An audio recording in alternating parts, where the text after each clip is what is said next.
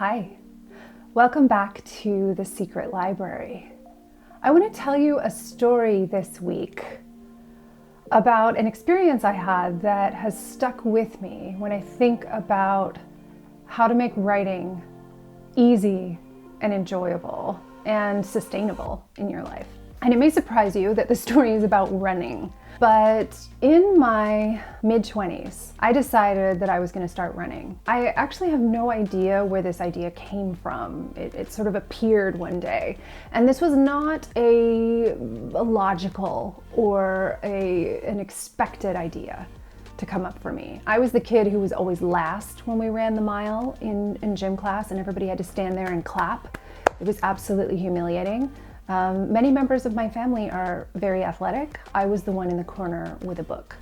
So the idea that I would suddenly in my 20s want to start running was surprising. And the way I approached it was the way I approached many things in my 20s, which was I put on whatever sneakers I had at the time, said, I'm a runner now, and burst out the front door of my apartment into the street and ran at the top speed I was capable of, which was not very fast, by the way.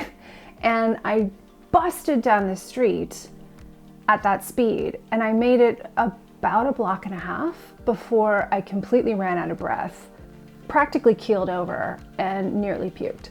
And at the end of this really, really powerful start to running, I turned around, very embarrassed, and shuffled my way back to my apartment, took off my sneakers, and did not run again for years. It wasn't until about, sadly, 10 years later that I discovered a process similar to what many of us know as Couch to 5K, but a process whereby I ran a little bit on a regular schedule and followed someone else's plan about what was reasonable and continued until I was able to run ultimately a half marathon. So, what does this have to do with writing, you may ask? It actually has everything to do with writing. And the reason for this is because most of us approach writing exactly the same way I approached running initially. We set unreasonable goals, like thousands of words a day. We expect to start writing like Stephen King, going for 8 hours straight, churning out chapters left and right. And then when we get the equivalent of halfway down the street and collapse, we think, oh, I'm not really a writer. I'm not cut out for this. I knew I wasn't able to do this anyway. And the reason that this doesn't work is because we haven't mastered the manageable yet meaningful method.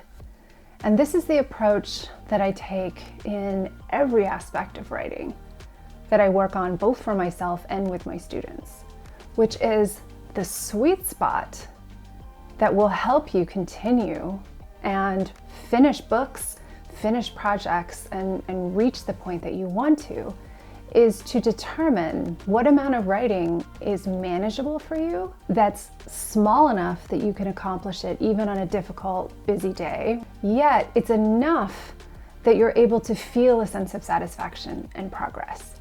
So it's this balance that we have to strike. And it's the same as it was with running. I had to do enough running that I didn't collapse on the street, but also not so little that I didn't get stronger and fitter along the way. So you need to start playing with what's the amount of writing I can manage that feels possible, that doesn't intimidate me so much that I don't do it at all, and yet I feel I've really done something and that it will add up to something I'm proud of. This is the manageable yet meaningful method at work. It does work for running, but most importantly, it works for writing. So if you've been beating yourself up, charging out into projects at a rate that is unsustainable for your health, your stress level, and your enjoyment, try the manageable yet meaningful method and see how that changes.